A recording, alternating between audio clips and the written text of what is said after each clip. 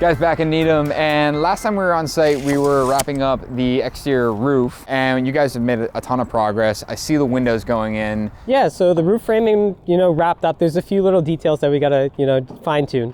The majority of the extra framers, they hopped right into our rakes and fascias, exterior trim to get it roof ready. And then we also have the roofer, they just hopped in. They're getting the ice and water on there so we can start getting this place dry. And then we've brought in our carpenters to start installing the windows so we can have multiple things going on all at the same time. Start really pushing along to beat the cold. Beat the cold. It is getting cold. It's getting there. I have my not so winter jacket that I try to go all the way through. I'm layered up. So first things first, we're getting a Grace ice and water on. Yep. And we're going to be working with Da Vinci to do the synthetic slate. There's a couple different options they make for that roof. Which one did we end up using here? So we ended up selecting the multi-width slate. And why is that? Because I remember that was a very specific... We wanted to minimize the cuts out at the rakes, and the way the Da Vinci is built, there's a little bit of build-up, or I should say some like ribbing right? On the back side to help with give it some thickness so it looks authentic. But as you cut through that, if out at like a rake edge, you can see that.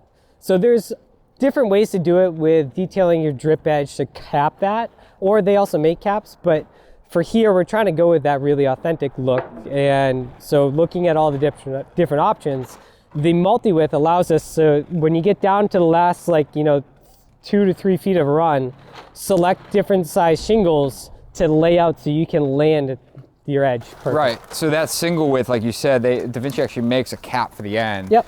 Which works, it actually details quite nicely, but like you said, they wanted a more authentic look and also have that varying width, which is that multi-width. Yeah. So now you can kind of stagger your starts at the edge and obviously stagger your ends when you get to the other side of the rake. But one of the complexities that we're dealing with is these swooping valleys. Curved valleys. The curved valleys, because we have a straight roof and then a curved roof, and then we have this curved roof that ties into another curved roof. So one of the things that we were talking about just here in our production meeting is how we're going to go ahead and flash that. We'll show you guys how we do that in a future episode, but right now our focus is, like you said, get this thing dried in, and first steps first is getting the Grace ice and water up on that roof. Yep, get it shedding water. Now, working our way back down, kind of what we started with, we have the Siga MyVest 500 SA, which is a self-adhered product. We also have the Wigluv tape on the corners, but let's talk about the window install and some of the products that you guys are using. Walk me through the steps that you're taking to get one of these windows in. What's first before the rough opening is framed? So rough opening, and then we're throwing down a clapboard, pitch our sills. Siga just came out with some pre-made corners, and then we're using a 9-inch resin tape on the bottom, it was just an L bead, a PVC L bead that we can tape in. That creates a back dam on the window. Yeah. And then we're taping all our openings, to the Siga spec. And then when we do the install of the window, we're using cabinet screws. And then on the bottom, I believe I got this from TRG. I think I've seen him do it, with the little horseshoe shim on the bottom of a window. So we keep the drainage on the bottom and we don't seal it off. You can see there's actually a little bit of caulking right here poking out. Yeah. So that's a Geldwin spec. They would it's just a segmented bead along the bottom. So it still allows for drainage, but we're just doing a couple little flops to help.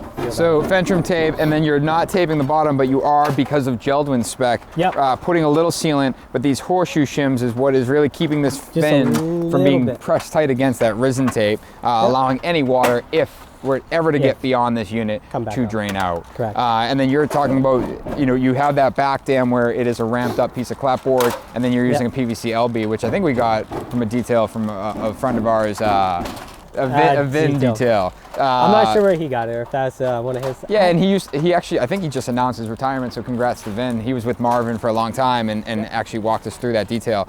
These windows actually sit right on the floor on the inside. So that's a detail that we were just chatting about, is going to be critical with how our baseboard, our floor, and everything tie into. But what a killer detail to see this window, and then another window up top there. Why didn't we mull these together?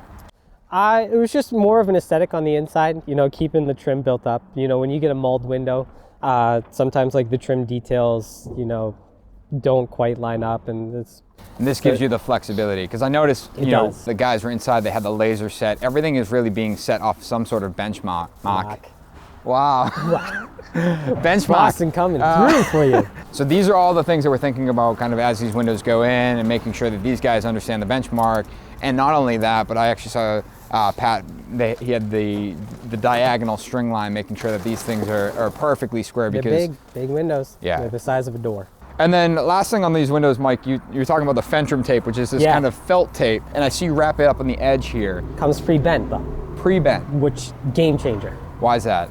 Well, it just saves you a lot of messing around. Yeah. It is very nice to have it pre-bent so you get a leg that comes up. Not necessarily on these windows, but a lot of windows, they have an applied nail fin, and you want to tape through that transition.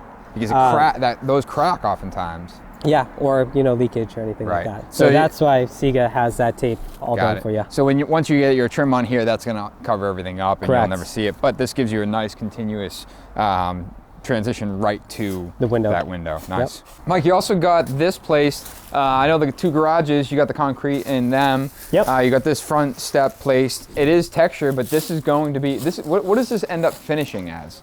The plan right now is like a bluestone, like covered porch. So the bluestone, I think, walkway, steps, and then dies into here. Got it. So that's why we left the texture. So now, one thing we were chatting about, we were talking about waterproofing this, but there's actually no basement under this. Nope. This just got backfilled. There's actually drainage at the very bottom of that foundation. Like you said, if there was ever any moisture. If anything ever squeaks in between the slab and the wall, it would go down. We have the insulation, which acts as a drainage plane along our foundation wall, which goes directly down to a perimeter drain. So the 5 droplets that might get through or whatever, carry right down. Now the grace here, so this is this actually runs down and then transitions with Fentrum to your foundation. Correct. Because this concrete is higher than our plywood. Yep. Fun story. Years ago, I actually looked at a job, small carpentry job, and they had a concrete soup in the front of their house, and they wanted it replaced. I'm sorry, their door wasn't able to be shut because their sill was all messed up. So I went in the basement and I pulled down a ceiling tile, and their whole sill underneath their house was completely gone. It was all sand. It was destroyed because they had basically put a concrete slab against the home with nothing between it. Not even Tyvek, nothing. And it was terrible. So this right here is really our layer between concrete and our plywood. Yep. And we'll come down, we'll have all of our exterior carpentry here, which is a mix of cedar shingles and then nickelback as well. I'm gonna keep saying it. Speaking of roofs, going back to the roofs, we got our garage roof on. Mike, you ended up trussing this roof. What was the reason for trussing this? A lot of people had said, why don't you just truss the whole roof? You could have made it way more efficient, which I can give you 100 reasons as to why that wasn't the case, but I'll spare you. But you ended up trussing this one. What's the reason for that? Just efficiency. It was built off-site, trucked in, and then the guys are still working on everything else, and we got the roof done at the same time, and took them a couple of days to set it, brace it, and plywood it. So. And really, there's no storage up there. There's no nothing. It's very simple, plain garage roof. So, it made sense. Yeah. Right here. So got that done. So they got this on. You can actually see the side roof is on now. Again, you have all our valleys tying in, really complex roof lines. But let's loop back around, because the one roof we haven't actually talked about is the flat roof above the dining room. Yeah. Dave actually reached out from True North and said, hey, I see that flat roof you guys are doing on your Needham build. Yeah. This is a great application for Suprema All Sand RS product, which is more of a liquid applied, is that right? It is a liquid applied. So walk me through, number one, why we decided to opt for that, but also what are the steps and how does that differ from a rubber roof? Yeah, so very similar for the way we started the build up with pitch in the roof. It's just pitch foam using, they have the tapered blocks. On this roof, we pitched it 3 ways so that your trim stays consistent all the way around. You just don't have one slope where you would have a fascia that would grow in thickness as it went back. That's a great point. And I just want to make sure we call attention to that, because originally, Mike, it was pitched from the house in one direction out. And like you said, that fascia would be starting at say 10 inches and then shrink down to 6. And instead, you've pitched it so from the outside corners. We hipped it, yeah. And basically hip roofed it to allow everything to transition and be that one consistent trim again, this is part of that design on site and working through the design on site, making sure that we're thinking this stuff through for the best result. So I cut you off, but keep going. Yeah, so pitch foam, and then they're using, it looked like a Durock. I didn't actually see the brand. Cement board, yeah. Cement board, which acts as like a cover sheet. And then they're able to like flash the seams of that and then put primer down, and then it'll be a rolled on liquid applied membrane that like it is monolithic. There's no seams in it, nothing to worry about. Yeah. So the reason we ended up switching to this was we have a very low clearance from this roof to one of the windows. There's only a couple of inches. So we have our second floor living room windows. Like you said, they're very close to that roof. Yep, so we're using this liquid applied and bringing it right up and in and creating the pan for the window out of it. So all of that will be sealed together. So if anything was to ever leak, you know, same detail like we did out front, clapboard, back dam. So we have that positive slope heading out. If anything happened there, it would drain out, hit that roof and continue, and everything would be all sealed together. Very nice. Looking into the future here, but even that dormer, Mike, is like set in the roof, and you know, we are using the Da Vinci slate, but we're not going to be able to do shingles in that area. That's actually detailed as metal, right? Yeah, we're going to have to do a pan. So we'll have a custom-made sheet metal pan that basically runs up that roof into that window. It's actually a very traditional detail of these old, you know, classic American homes, which, I mean, teak is known for, and that's really what he was going for on these projects. And then kind of looking around, I see a lot of the exterior trim being put together. Yeah. You know, we're using the fly ash material, the true exterior product, for a lot of the rakes and fascias. But what are you using for those soffits and why? So we switched to PVC on the soffit. It's smooth material, came pre-vented, but it bends. So where we have curved soffits, we're able to bend the PVC through it, whereas other products would be very difficult to do that. Right, and we're not having to custom mill anything in a bending formation or cut relief cuts in it. Yeah. But that pre-venting is critical to a detail that we're not foaming this roof. We're not using spray foam. We are we are creating a vented cavity, which has proven to be very difficult with the shape of the roof. But we've worked through it, and you found a way to get fresh air from our soffit up and out that ridge.